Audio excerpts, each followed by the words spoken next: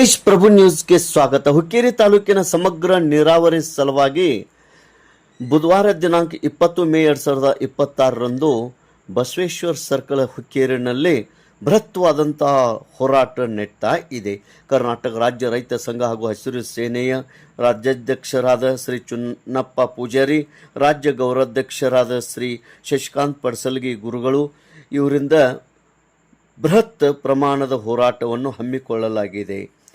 ಈ ಒಂದು ಹೋರಾಟದಲ್ಲಿ ಭಾಗಿಯಾಗಿ ಪ್ರಮುಖರು ಸಂಜು ಮಲ್ಲಪ್ಪ ಹವಣ್ಣವರ ತಾಲೂಕಾ ಅಧ್ಯಕ್ಷರು, ಸಿದ್ದಗೌಡ ಪಾಟೀಲ್ ತಾಲೂಕಾ ಗೌರವ ಅಧ್ಯಕ್ಷರು, ಸುರೇಶ್ ಗಸ್ತಿ ಉಪಾಧ್ಯಕ್ಷರು, ರವೀಂದ್ರ ಚಿಕ್ಕೋಡಿ ಕಾರ್ಯಾಧ್ಯಕ್ಷರು, ಸಿದ್ದಪ್ಪ ನಾಯ್ಕ ಪ್ರಧಾನ ಕಾರ್ಯದರ್ಶಿ, ಪ್ರದೀಪ್ ಕಾಮಾನಿ ಕಾರ್ಯದರ್ಶಿ, ಪ್ರವೀಣ್ ಶಹಾಪೂರ್ಕರ್ ಖಜಾಂಚಿ, ಮಹಂತೇಶ್ ಕಂಬಾರ್ ಸಂಚಾಲಕರು, ಸಂಜಯ್ ಪಾಟೀಲ್ ಸಹ ಸಂಚಾಲಕರು, ಜಿಲ್ಲಾ ಸಮಿತಿ ಮಲ್ಲಪ್ಪ ಬೈಲನ್ನವರ್ ಜಿಲ್ಲಾ ಪ್ರಧಾನ ಕಾರ್ಯದರ್ಶಿ, ಶಿವಲಿಂಗ ಪಾಟೀಲ್ ಜಿಲ್ಲಾ ಕಾರ್ಯದರ್ಶಿ ಹಾಗೂ ನಾಗರಾಜ್ ಹಾದಿಮನಿ ಮತ್ತು ಅನೇಕ ರೈತ ಮುಖಂಡರು, ರೈತ ಪದಾಧಿಕಾರಿಗಳು ಹಾಗೂ ಸಮಸ್ತ ರೈತ ಬಾಂಧವರು ಈ ಒಂದು ಹೋರಾಟದಲ್ಲಿ ಭಾಗಿಯಾಗಿರುತ್ತಾರೆ.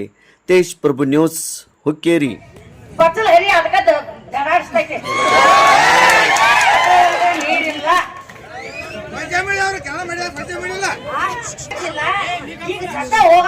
ನೋಡ್ರಿ ಹುಕ್ಕೇರಾಗ ಏನ್ ಇಲ್ಲಿ ಯಾರು ಕೇಳಾರ್ದಾಸ ಇಲ್ಲ, ನಾನು ಇದು ನಡೆದೈತಿ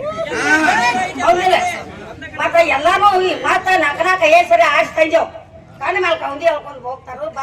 ಓಟ್ ಅವ್ವ ಹಿಂಗ ಆತಂದ ಇವಟ್ ನಿಲ್ತಾವ ಗಣಸ್ಕೊಳಕ ಹಿಂಗ್ ಮಾಡಿ ಬಂದು ಹಾಕಿ ನೋಡ್ತಾರ.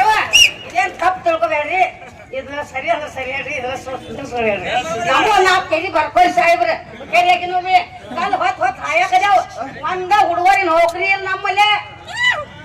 ಯಾವ ಹುಡುಗರಿ ಬ್ಯಾಗ ಯಾವ ನೌಕರಿ ಅದ ಬರಿಪ ಹುಕ್ಕೇರಿಯಾಗ ಇಲ್ಲಿ ಹೇಳ್ಬರಿ. 10 ರೂಪಾಯಿ ಪಗಾರದ ಯಾವ ಗೌರ್ಮೆಂಟ್ ನೌಕರಿ ನಮ್ಮ ಹುಕ್ಕೇರಿಯಾಗ ಅನ್ಕ ನಮ್ಮಲ್ಲಿ ಯಾರು ಇಲ್ಲ. ನಮ್ ಹಳದ ಕೆನಗಂಟ ಯಾರು ಇಲ್ಲ. ಅದಕ್ಕೂ ನಮ್ದ ಒಪ್ಪಿಗೆ ಐತೆ, ಅದಕ್ಕೂ ನಾವೇನಿಲ್ಲ ಅನ್ನಂಗಿಲ್ಲ.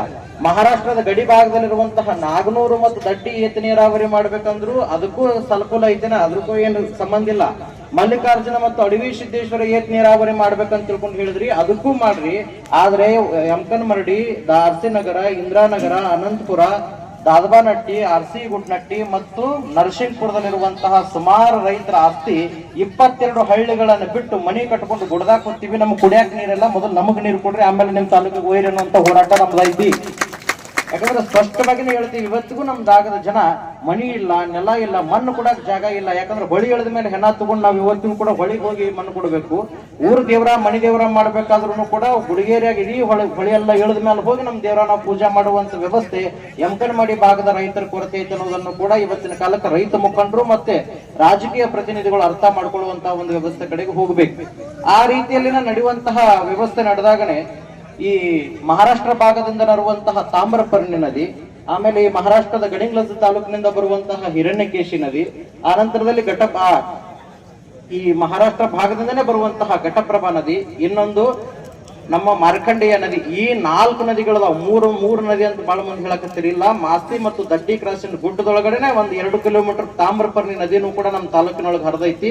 ಒಟ್ಟು 4 ನದಿಗಳು, ಒಂದು ತಾಮ್ರಪರ್ಣಿ, ಮಾರ್ಕಂಡೇಯ, ಘಟಪ್ರಭಾ ಮತ್ತು ಹಿರಣ್ಯಕೇಶಿ, 4 ನದಿಗಳು ಹರಿದಾಗ 22 ಹಳ್ಳಿಗಳನ್ನು ಮುಳುಗಿದ್ದು ಒಂದು ಹಿಡಕಲ್ ಜಲಾಶಯ. ಅನಂತರ ಹಳ್ಳಿಗಳನ್ನ ಕೂಡಿದಂತಹ ಆ ಜನರಿಗೆ ಇವತ್ತಿಗೂ ಕೂಡ ಅನ್ನ ನೀರಿಗೆ ಸಿಕ್ಕಿಲ್ಲಾರದ ರೀತಿಯಲ್ಲಿ ಒಂದಿಷ್ಟು ಮಂದಿ ಉತ್ತರ ಕನ್ನಡದ ಗುಡ್ದಾಕೋತಾರೆ, ಇನ್ನೊಂದಷ್ಟು ಮಂದಿ ಧಾರವಾಡ ಕಲಗಟ್ಟಿಗೆ ಗುಡ್ದಾಕೋತಿದ್ದಾರೆ, ಇನ್ನೊಂದಿಷ್ಟು